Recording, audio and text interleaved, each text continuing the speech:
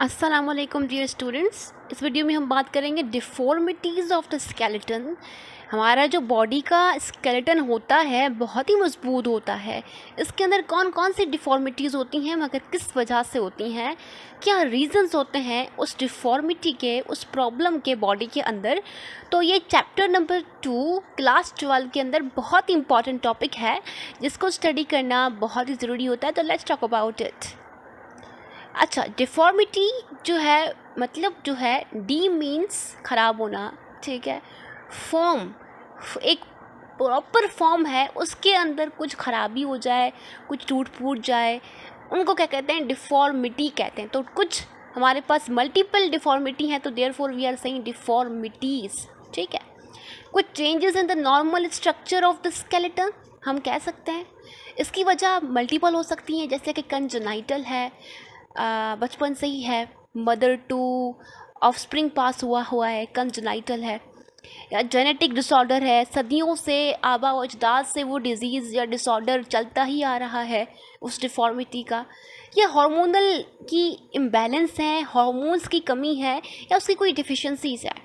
ये माल न्यूट्रिशन है, बहुत ही अंडर फेड है बंदा, बहुत ही कम खा रहा है, या कुछ ऐसे इलाकों में रह रहा है, या ऐसी इकोनॉमिक कंडीशन के अंदर है जिसको कम खाना मिल रहा है, ठीक है।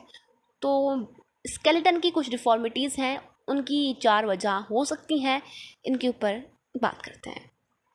जेनेटिक डिसऑर्डर, ठीक है।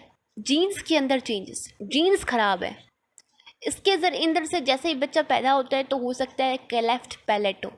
जो ऐसे बच्चे होते हैं ना हमारे पास, जिसकी जो पैलेट होती है वो बिल्कुल ऊपर वाली जो पैलेट होती है वो अवेलेबल ही नहीं होती है, टूटी होती है, आधी होती है। जिसके अंदर जो नोज़ है, जहाँ से सांस आ रहा है और वो मुंह से खाना जा रहा है, वो दोनों ही उस पैलेट के ज़रिए से होती नहीं है, तो वो मिक्स भी हो जाता है। इसके अलावा है स्कल की अंडर डेवलपमेंट, कम डेवलपमेंट। स्कल जितना होना चाहिए नॉर्मली उतना नहीं होता, बहुत ही छोटा होता है। फेस के मुताबिक स्कल का छोटा होना, small, micro small safely brain में स्कल, ठीक। ये भी जेनेटिक डिसऑर्डर है, जीन्स की मदद से बच्चे के अंदर में मौजूद होते हैं। दूसरा है अर्थराइटिस, ठीक है। अर्थराइटिस इन्फेक्शन होता है, इन्फ्लामेशन होती है जॉइंट्स की बेसिकली, मगर स्पेसिफिकली अगर हम बात करें जॉइंट्स की तो arthritis of joints osteo arthritis कहते हैं। ये आपने देखा होगा, कुछ बच्चे पैदा होते हैं ना, उनके हाथ टेढ़े मेढ़े से इस तरह से होते हैं, तो दैट इज़ बिकॉज उनके पास अर्थराइटिस होता है। तो स्पेसिफिकली अगर जॉइंट्स के पास अर्थराइटिस है इन वाली जगहों पर, तो ये वाली जगह क्या होती हैं? स्वेलन होती हैं, ईजिली मेड नहीं होती हैं, प्रॉपर स्ट्रक्चर के अंदर नहीं होती हैं, ठीक है। यहाँ पे इन्फ्लामेशन भी पाई जाती है। अच्छा, इसके अलावा बात करते हैं हार्मोनल प्रॉब्लम्स की, तो हार्मोन्स के अंदर डिफिशिएंसी हो सकती है। इसके अंदर हमारी जो बोन्स है ना वो डिफॉर्म हो सकती हैं, ख़राब भी हो सकती हैं। इसके अलावा हमारे पास एल्डरली जो वुमेंस हैं ना, उनके अंदर एक प्रॉब्लम आती है, वो होती है ऑस्टियोपोरोसिस। बोन्स के अंदर कुछ पोर्स बन जाते हैं बहुत ज़्यादा, एल्डरली वुमेंस के अंदर होती हैं, क्योंकि इनके अंदर क्या हो जाता है कि ईस्ट्रोजन की जो लेवल है ना, एक हार्मोन है जो कि आस्ता आस्ता एजिंग के साथ बहुत ही कम होती जाती है। तो ये वाली जो ईस्ट्रोजन की लेवल है ना, इनकी बॉडी के अंदर बहुत ही कम हो जाती हैं। जब ईस्ट्रोजन हार्मोन कम हो जाता है तो बोन्स क्या हो जाती हैं? पतली हो जाती हैं, कमज़ोर हो जाती हैं।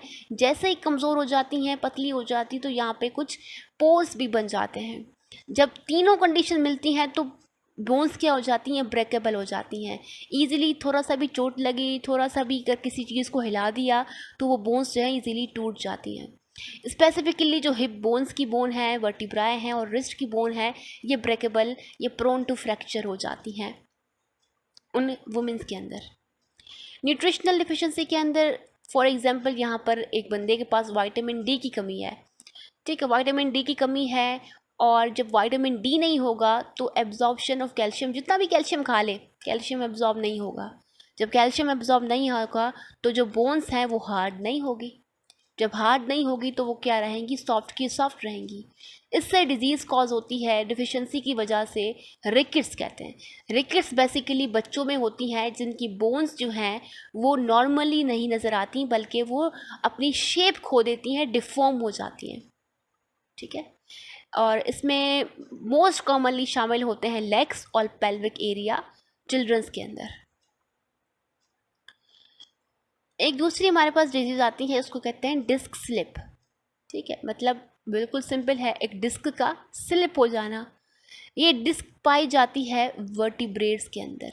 ये एक वर्टिब्रे है, दूसरी वर्टिब्रा है, इनके बीच के अंदर एक पाया जाता है हमारे पास ये वाला जो स्ट्रक्चर है, इंटरवर्टिब्रल डिस्क पाई जाती है। इंटरवर्टिब्रल डिस्क ये वाला हार्ड स्ट्रक्चर इनके पास होता है। अगर यहाँ से हमारे पास क्या होता है, कोई भी कार्टिलेजिनियस रिंग डिस्क की अगर रैप्चर हो जाती है या डिस्प्लेस हो जाती है तो क्या कॉज होता है, डिस्क स्लिप कॉज होता है। बेसिकली इंटरवर्टिब्रल जो डिस्क है, ये वाली इंटरवर्टिब्रल डिस्क, ये शॉक एब्जॉर्बर होती है, मोबिलिटी प्रोवाइड करती है वर्टिब्राई को, सेफ्टी डिवाइसेस कहा जाता है, और ग्राइंडिंग से बचाती है वर्टिब्राई को। ठीक है, it act like the inner question for the vertebral column. अच्छा, ये जो होती है इंटरवर्टिब्रल डिस्क, ये सॉफ्ट होती है और जेली लाइक होती है, मगर इसकी जो आउटर कवरिंग है ना, वो क्या होती है, स्ट्रॉन्ग और कार्टिलेजिनियस होती है, और एक बोन को, इस वाली बोन को दूसरी वाली बोन के साथ कनेक्ट करवाने में भी वो कार्टिलेजिनियस डिस्क हेल्प करती है। मगर वो कार्टिलेजिनियस डिस्क रैप्चर हो गई तो उसके बाद क्या होगा, वो डिस्क जो है पूरी की पूरी स्लिप हो जाएगी, जो वर्टिब्रल कॉलम का एक जो नेटवर्क था ना, जुड़े हुए थे, वो टूट जाएगा।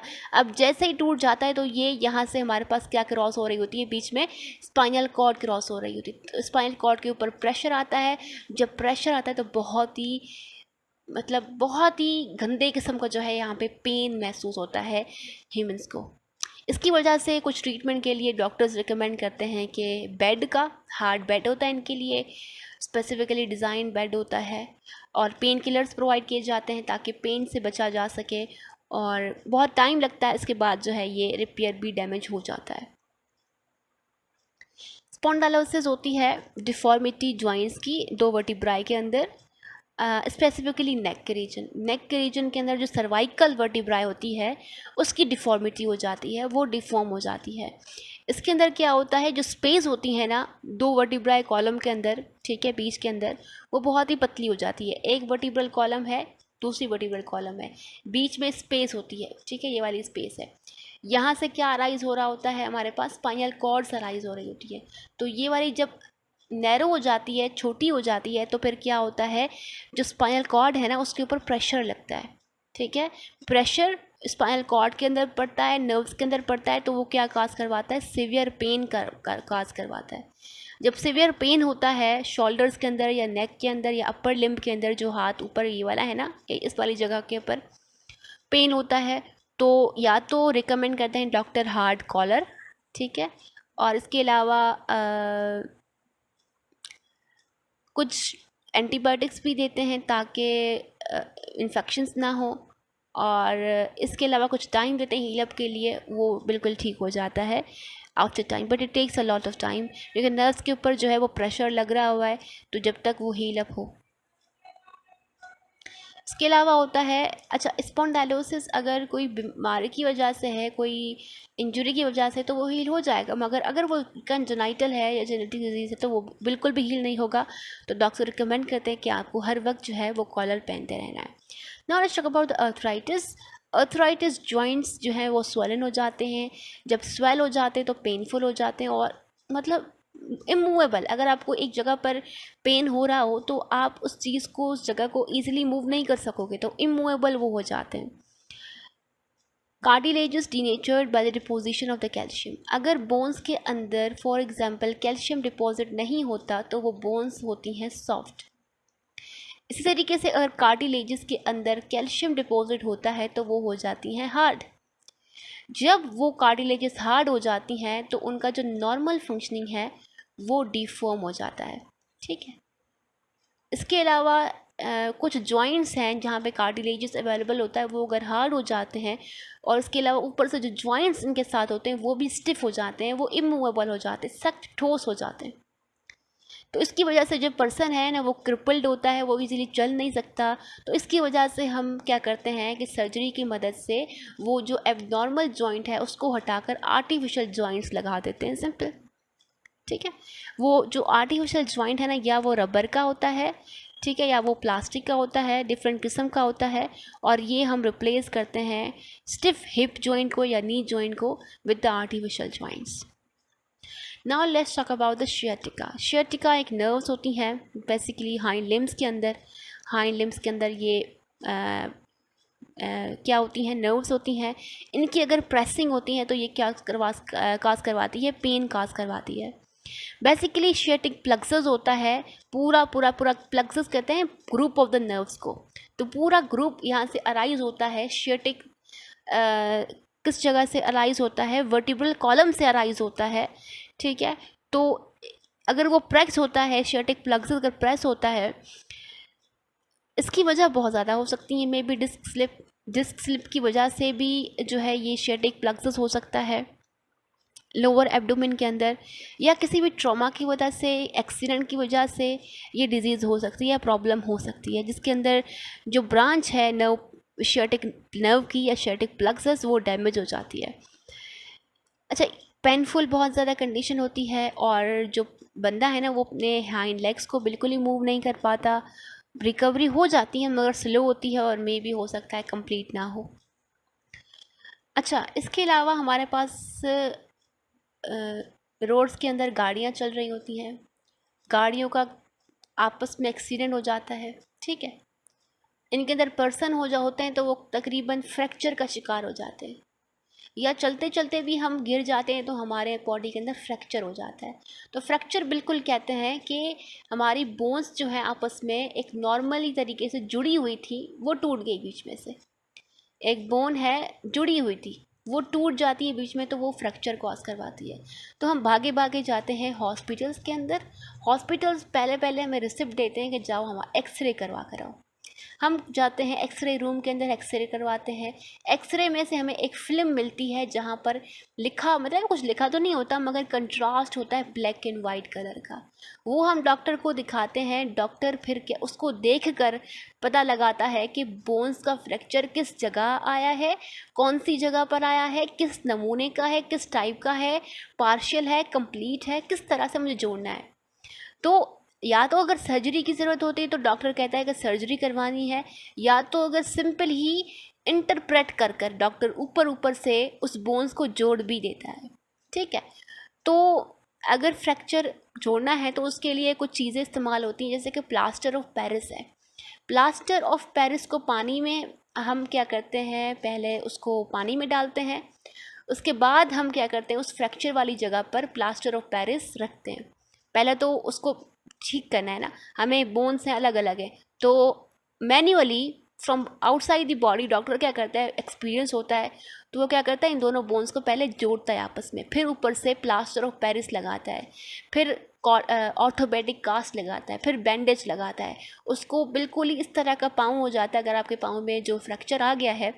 तो उसके बाद कुछ दिन लगते हैं, 14 डेज़ के बाद आपको फिर से डॉक्टर के पास जाना पड़ता है, तो फिर से अपनी एक्सरे करवानी पड़ती है, और अगर पेन नहीं है तो आपके डॉक्टर्स जो हैं ये आपको खोल भी देते हैं। मगर फ्रैक्चर के हील होने में भी टाइम लगता है और डिपेंड करता है सीवियरिटी के ऊपर मोस्ट कॉमनली, ठीक है। तो hope you understand about it. Thank you for watching this.